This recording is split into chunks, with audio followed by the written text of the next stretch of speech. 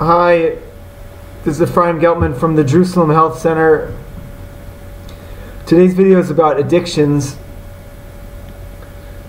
You've heard it before, but whatever we're addicted for, we can't review this idea enough.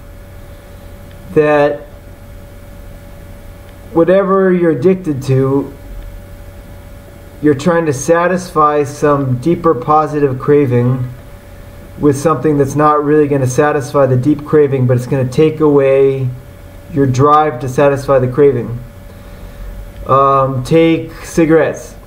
If you're smoking cigarettes, maybe you have a craving for deep relaxation, and the cigarettes help you relax.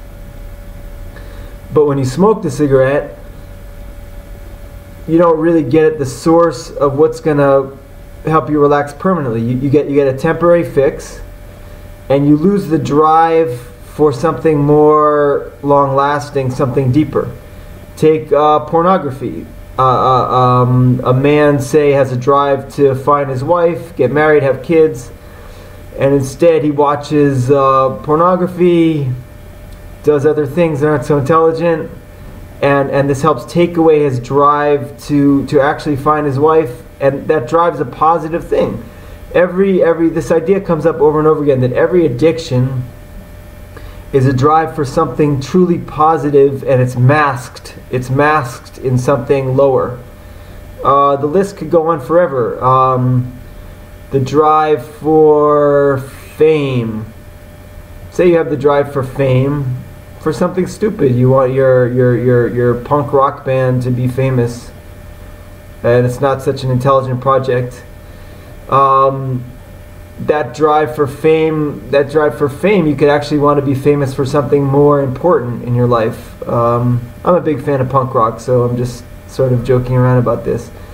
But it's a very positive outlook that everything negative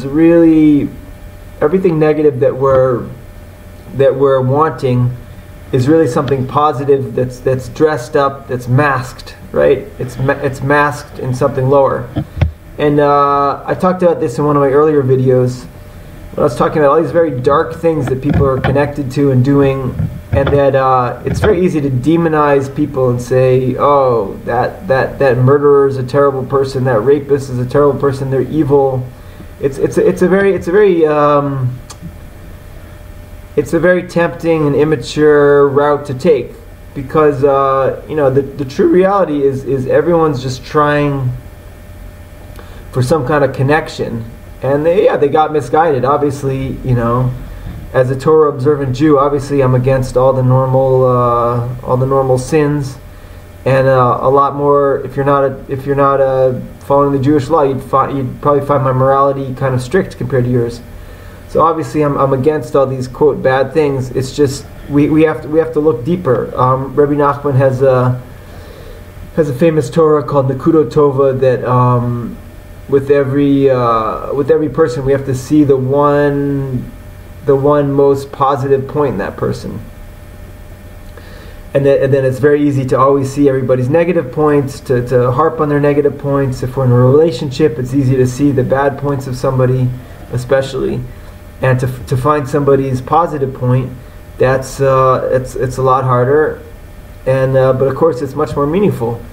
I just had someone over recently, and they were really annoying me, and I was thinking about all their bad points. And when they left, I asked my other friend who was here, "What'd you think of that person?" And they started talking about all the person's good points. And suddenly I realized that, boy, I was just seeing the person's negative points over and over again. And when we concentrate on someone's negative points, we kind of make them grow. Whatever we give our attention to and our energy to, we make it grow. It's just like the sun on a plant. You put the sun on a weed, it makes it grow. You put the sun on a crop, it makes it grow. And so the central thing in this method is our mental focus. There's a saying in Tai Chi: the mind is the master. Think good and it will be good. The Lubavitcher Rebbe said, "As you think, you become." On and on. So moment to moment, we have the chance to put our mind on the inner most positive aspects of situations, or we can focus on the dark, heavy, negative aspects of situations, just make them worse. I work with a lot of people, and I realize that their health problems related to their debt. Almost everyone I work with has some kind of big financial debt. I don't know about everyone, but just quite a few people have some big financial debt, and the debt stresses them out, and the more stressed out over the debt they become, the less able to pay off the debt they are. So again, it's where we put our mind is where we put our energy, and where we put our energy, we're going to make something grow. So we don't want to grow the negative, obviously. And I use this term negative really loosely. It's not so, like I was saying, the negative can actually be truly positive if we look at it more deeply. So let's pick, let's all pick the one main addiction in our life, and we focus on the metaphor of that addiction. What is the addiction really about? And rather than trying to get rid of the addiction, we can be with the addiction and get under the cause of the addiction and try to satisfy the addiction with the positive cure for the addiction. So if we're craving cigarettes, right, as soon as we smoke the cigarette, the craving goes away, and we lose this opportunity. I work with a lot of people who are in severe pain, and they always want to get rid of the pain right away. A lot of times they'll come to me, we get some relief, but then the pain comes back, and then they run to the painkillers. And the painkiller makes the pain go away, but it doesn't change the cause of the pain. So then it just comes back, and usually it comes back worse. So the real idea is with pain, we don't want to be scared of the pain. It's a very macho, peaceful path. If pain comes up in our life, we want to be with the pain. We want to feel it, and then we want to trace the pain to its source. And an easy way to make this more real is we find the point in our body that's most painful. The pressure point on our body that feels the worst. Which point on your body feels the worst? And you concentrate inside that point, and you put your mind inside that point, and you just hang out there. You don't try to make it go away. You don't try to make it feel better. You're just with the pain, and then there's going to be something that pain's connected to, and something that's connected to, and we want to go deeper and deeper inside to the very cause and root and source of everything. So addictions is a great, really easy way to do this. I have a lot of patients, they overeat. Just a real normal thing. They eat more than they need to. They eat too fast. They eat in some kind of sloppy way that makes themselves sick. There's a saying in Japanese that all disease enters through the mouth. All disease enters through the mouth. And so this is a nice, there's a nice one for us all to try to perfect our eating habits. And I was studying the work of some really respected healer, and her whole method is when you feel yourself about to do your addictive behavior. Say your addictive behavior is you overeat. So when you feel yourself about to go in that direction, you notice your mind and what's going on. And you notice, here I am about to do the same thing again. And you do something dramatic to change your energy. You can say out loud, "Oh, I'm not going to do this now." Or you can call a friend, "Hi, I need you to distract me right now." Or you can sing a song, something that shifts the energy. It's just like a train is going one direction, and you just change the track. You just change the track rather than the track that's going to doom. A real easy one too is we're all addicted to anger in some way, right? Someone does something, and whenever they do that, we respond with anger. So we see it coming. That person does the thing they usually do. A lot of times with our family, it's the most automatic thing in the world for us to have sort of unconscious, automatic responses to our family. So with anger, there's another great addiction to conquer. We're with this person that always trips us off. They start to do their thing that they always do that trips us off.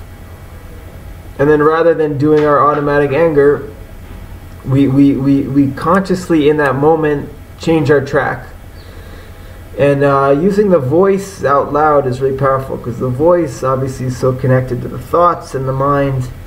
And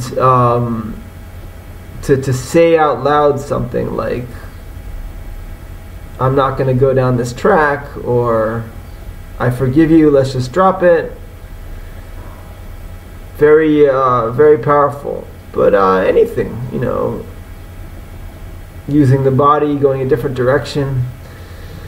A lot of martial arts, the mature martial arts, it's all about avoiding the conflict, avoiding the confrontation. It's the same sort of idea. Some conflict arises. You might get drawn into a fight, and rather than getting drawn into the fight, you walk away. You take a different track. There's a very special movement in this Gracie Jiu-Jitsu. They have this whole anti-bullying program, Bully Proof, and it's too cute to imagine. It's all about teaching little kids how to deal with the big bully at their school, and they have a very nice system. First you try to get out of the fight. First you try to tell the teacher. If that doesn't work, then you try to get out of the fight. If that doesn't work, you take the guy down and you put him in some kind of holds, some kind of jiu-jitsu hold where he can't hurt you. It's very non-violent, and compared to what's usually done in these things, it's very non-violent. And we all have people in our lives that bully us. And we as adults we should try to apply the same rule. How can we make peace without being a wimp, and without losing our proper boundaries, but without kind of hurting the person at all in any sort of way. And it's easier said than done.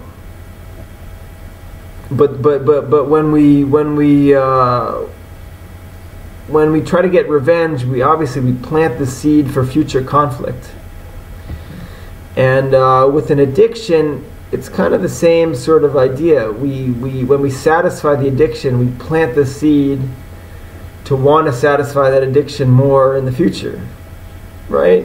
So this whole school is about finishing business.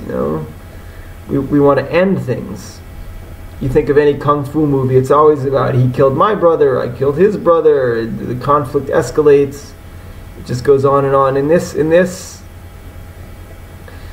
approach, in this method, we want to finish business. The Gula, the coming of the redemption of the world. It's about the end of revenge.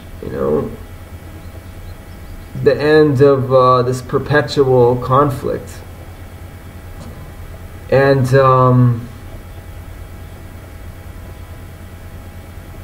so in summary for this video,